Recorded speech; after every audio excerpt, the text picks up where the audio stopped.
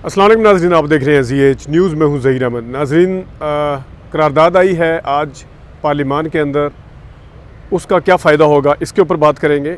और जो election commission ने शेड्यूल दिया है इसके ऊपर, इसके रद्दअमल के तौर पे क्या सामने आ रही, क्या चीज़ें आ रही हैं, उस पर करेंगे। रज़ा रब्बानी साहब ने आज फिर हैरान ही किया। वैसे हैरान किस तरह किया है ये बड़ी दिलचस्प चीज़ है, इस पर बात करेंगे।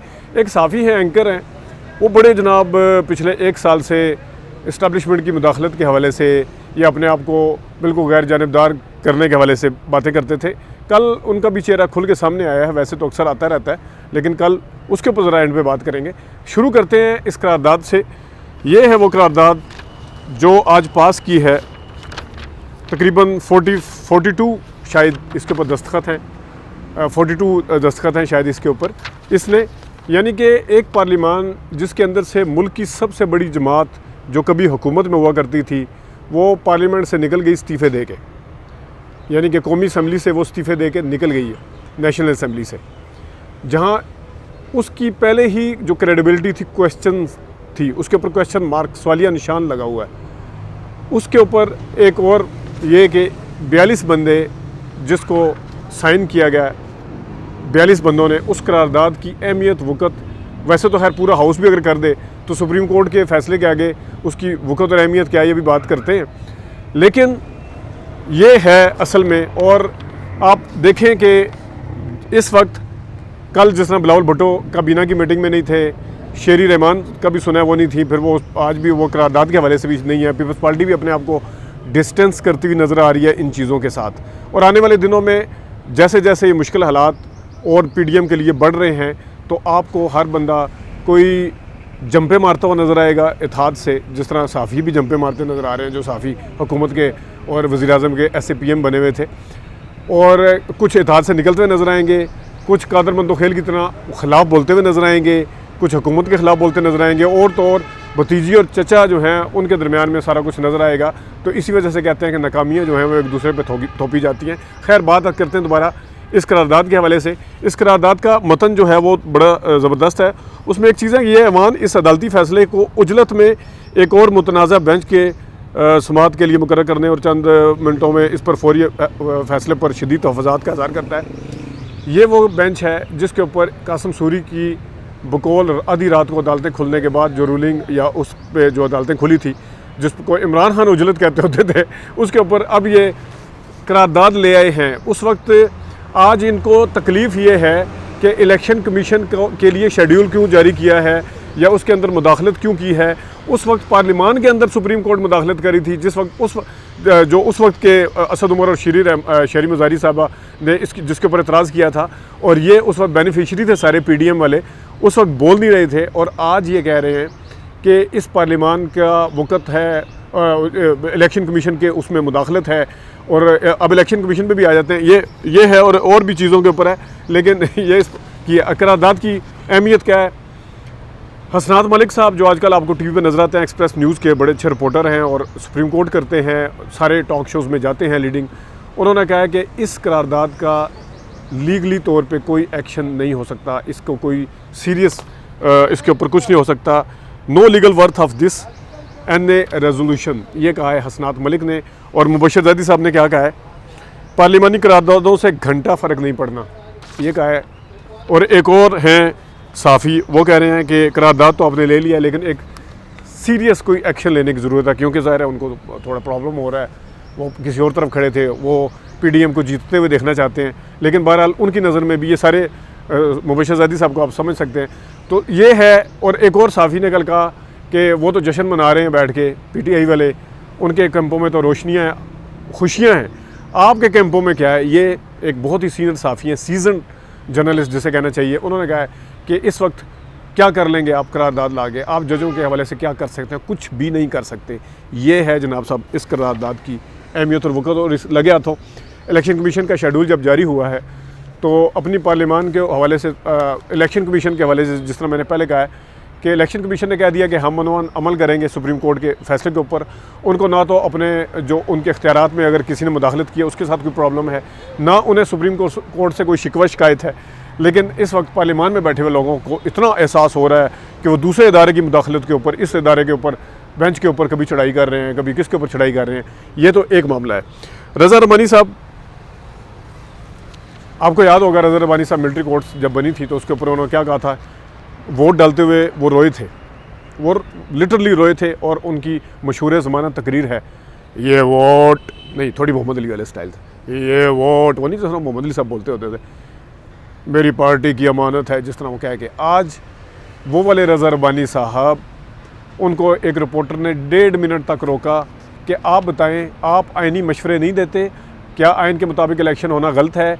आइन तो कहता है 90 दिन के अंदर इलेक्शन हो। ये कहते हुए 1.25 मिनट तक वो रज़ा रब्बानी साहब के साथ चलते रहे। और जो रज़ा रब्बानी साहब के साथ बंदा था, उन्होंने उस रिपोर्टर को टोकने की कोशिश की, आप पीछे हटें। रज़ा रब्बानी साहब इतने बोले कि ये मेरा और इनका मामला, आप पीछे हट जाएं, यानी कि उस अपने बंदे को उन्होंने कह दिया, लेकिन इनके सवाल का जवाब नहीं दिया। और एंड पे ये दिया जवाब कि मैं जब बोलूँगा तो बोलूँगा, अभी मैं नहीं बोल रहा।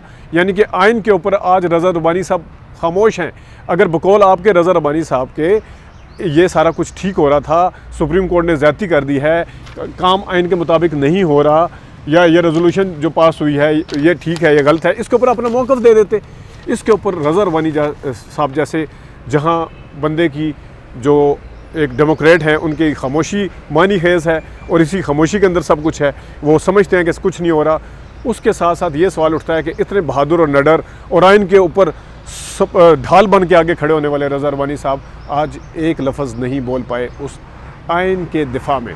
या तो आप आइन के साथ खड़े होते या अपनी पार्टी के साथ खड़े तो कुछ तो बोलते, कोई किसी साइड पे तो पोजीशन लेते। ये है सूरत हाल रज़ा रब्बानी साहब की।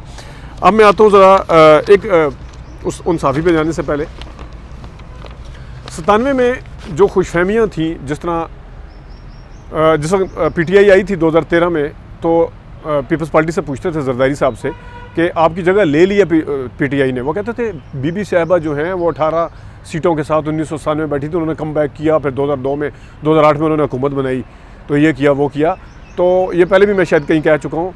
मैंने कहा था कि ये अब 2008 में 2 पार्टी थी, 2013 में जब उनसे ये सवाल पूछा गया था एक और पार्टी ने जन्म ले लिया था और अच्छा खासा, और आज तक पीपल्स पार्टी वो जगह बनाने में नाकाम है। बल्कि सर्वों के मुताबिक शायद इस वक्त भी पीपल्स पार्टी की मज़ीद ख़राब सूरत हाल है पंजाब के अंदर भी और बाकी पाकिस्तान के अंदर। सिंध को आप देखते हैं क्या होता है। तो यही खुशफहमियाँ जो थी, मैंने एक दिन पहले भी कहा था कि जजेस को लेके कि इनको आपस में लड़ाएंगे और वही वाला 97 वाला रिज़ल्ट आराम से ले लेंगे, इसमें तो मसला ही कोई नहीं है। ये लोग भूले हुए थे कि अब इस तरह नहीं हो सकता। कैसे नहीं हो सकता? इन्होंने भरपूर कोशिश की, जजेस को लड़ाया जाए, जजेस को ये किया जाए। अब मैं एक मिसाल देता हूँ। आज इमरान खान साहब की एक खबर लगी है, जो कल उन्होंने कहा कि अवाम अदलिया के साथ खड़ी होगी। ये खबर एक तरफ है पूरी, इस खबर का बोझ एक तरफ है, और 11 पार्टियाँ मिल के सुप्रीम कोर्ट के बेंच का और सुप्रीम कोर्ट का मजाक उड़ाती हैं। फिर इलेक्शन कमीशन भी उनके फ़ैसले बाज़ दफ़ा ना मान के मजाक उड़ाता है। फिर ढके छुपे लफ्ज़ों में दूसरे इदारे भी सुप्रीम कोर्ट के ऊपर ये करके मजाक उड़ाते हैं। फिर मखसूस मीडिया ग्रुप और चैनल उस बेंच का और सुप्रीम कोर्ट का मजाक उड़ाते हैं, और सारे जो साफ़ी हैं उसके साथ कुछ बार कौंसल भी उन का मजाक उड़ाते हैं। ये सारे जमा अगर एक पलड़े में कर दें तो इमरान खान का ये वाला बयान कि अवाम अदलिया के साथ खड़ी होगी, ये सारा एक तरफ है।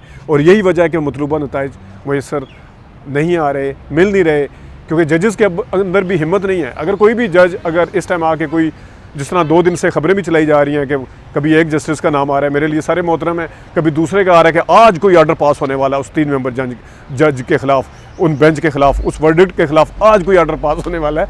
मेरे लिए सब मोहतरम है, लेकिन मैं एक चीज़ बता दूँ कि इस वक्त अगर कोई जज इस तरह की काम करेगा, अपने ही चीफ जस्टिस के ख़िलाफ़ खड़ा होगा, अपने इदारे के ख़िलाफ़ खड़ा होगा, तो ये अपने पाँव के ऊपर ख़ुद कुल्हाड़ी मारने के मुतरादिफ होगा। ये वीडियो मेरी संभाल के रख लीजिएगा। ये कभी मैं इस तरह की पेशन गोइयाँ करता नहीं हूँ, ना ये मेरा एनालिसिस है और मेरा कुछ बुनियाद के ऊपर है कि कुछ जजेस के ख़िलाफ़ रेफरेंस अगर कुछ नहीं बिगाड़ सके थे, नहीं बिगाड़ सके, यकीनन लोगों ने माफ़िया मांगी, लेकिन हो सकता है कि अपने पाँव पर कुल्हाड़ी मारते हुए देर नहीं लगती अगर कोई इस तरह की गलती कोई करेगा। ये है। अब मैं आता हूँ साफ़ी की तरफ। 8 बजे प्रोग्राम करते हैं जनाब, लीडिंग प्रोग्राम। उन्होंने वो पिछले 1 साल से क्या कह रहे थे कि इस्टेब्लिशमेंट न्यूट्रल है, इस्टेब्लिशमेंट को बीच में नहीं आना चाहिए और नहीं आएगा। इमरान खान साहब क्यों इदारों को बीच में लाना चाहते हैं? और इमरान खान साहब ये इस तरह की डिफाइंस की सियासत क्यों कर रहे हैं, और इमरान खान साहब जो है वो बदमनी चाहते हैं, वो मुल्क और कौम को खुदारा, इन्होंने लिटरली हाथ बांध के भी कहा खुदारा मुल्क और कौम के लिए सोचें, इमरान खान साहब इस तरह ना करें। तो इससे क्या साबित हुआ कि साफ़ी मुल्क और कौम का सोच रहे हैं जिन्होंने ये बात की है। 8 बजे प्रोग्राम करते हैं, आप समझ जाएंगे। उस चैनल का बाइकआउट भी किया हुआ है PTI ने। तो आप मतलब है मैसेज तो ये जाता है ना कि साफ़ी को मुल्क का दर्द है, वो चाहता है कि कोई भी पार्टी हो वो मुल्क के ख़िलाफ़ ना जाए, कोई डिफेंस की सियासत ना करे, कोई कुछ ना। लेकिन इमरान खान साहब जब करते थे तो इतने हल्क खुश करने वाले और नॉन स्टॉप बोलने वाले जो साफ़ी थे वो ये कहते थे जो मैंने आपको बताया। लेकिन कल उन्होंने क्या कहा ये मैं ज़रा आपको बताता हूँ, सुनिएगा ज़रा। अब सुनिएगा, सिर्फ चेहरे बदले हैं, सुनिएगा। एजिटेशन ने कामयाबी लोहा मनवाया और कामयाब रहे इमरान खान। ये नहीं मानते थे पहले, अब वो कह रहे हैं कि एजिटेशन की वजह से कामयाब। पहले वो कहते थे एजिटेशन गलत चीज़ है, इमरान खान को नहीं करनी चाहिए। अब वो इस पार्टी को एजिटेशन पे लाने के लिए, अपनी पसंदीदा पार्टी को एजिटेशन पे लाने के लिए कह रहे हैं कि एजिटेशन का इमरान खान ने कामयाबी से वो किया। PDM में शहबाज शरीफ को आगे आना होगा और कन्फ्रंट इनको करना पड़ेगा। समझ रहे हैं आप? जो इमरान खान साहब को रोक रहे थे, मुल्क और कौम के उस टाइम वास्ते दिए जा रहे थे, अब क्या कह रहे हैं? PDM में शहबाज शरीफ को आगे आना होगा। जो है वाले वाक़यात करीब पहुंच चुके हैं, 97 वाले वाक़यात के करीब पहुंच चुके हैं। लेकिन फ़र्क यह है कि शहबाज शरीफ कमज़ोर हैं, यानी 97 को हर बंदा उसके ऊपर मजम्मत करता है। हर बंदा ये कह रहे हैं कि 97 वाला होने वाला है, बस कामयाबी मिल जाएगी, आपको थोड़ा पप्पड़ रखना पड़ेगा। अंदाज़ा करें आप, समझ रहे हैं, कुछ सुन रहे हैं, समझ आ रही है? उतू भी गुजरी है, तो कुछ समझ आ रही है ये ना।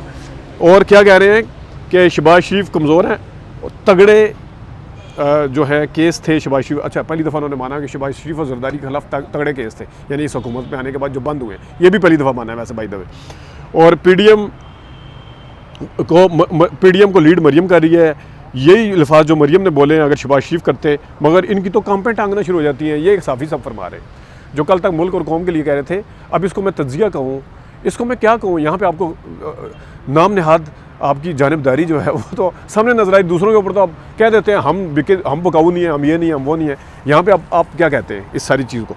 और PDM हम यही अल्फाज अगर शहबाज शरीफ कहते तो उनकी कांपें टांगनी शुरू हो जाती है। असर्ट करें, ये उस टाइम इमरान खान को कहते थे पीछे हटें, शहबाज शरीफ को कह रहे हैं असर्ट करें, यानी आगे आए, मुल्क जो करना है करे। कहने का ये मतलब है इनका कि असर्ट करें। मरियम नवाज़ के अदलिया के ख़िलाफ़ जो शॉट चलाए उन्होंने, फिर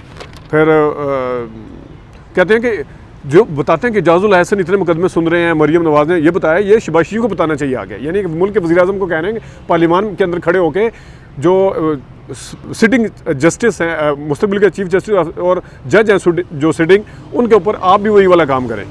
और मरियम का बयानिया पावरफुल है। ये है जनाब साहब, जिस वक्त उनको नज़र आ रहा है कि उनके मतलूबा नताइज साफ़ी के हासिल नहीं हो पा रहे, तो अब इस हद तक सारा कुछ लबादा शबाता वो होता है ना, वो जो एक सो कॉल्ड लबादा होता है कि गैर जानिबदार हैं हम और हम पता नहीं क्या हैं, वो सारा कुछ साइड पे रख दिया।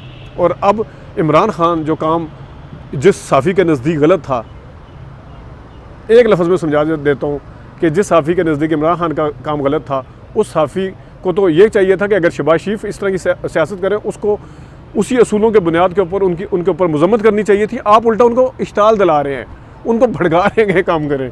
नाज़रीन, ये थी कुछ चीज़ें जो आपसे डिस्कस करनी थी। अभी तक के लिए इतने अपना ख्याल रखिएगा, इजाज़त दीजिए, अल्लाह हाफ़िज़।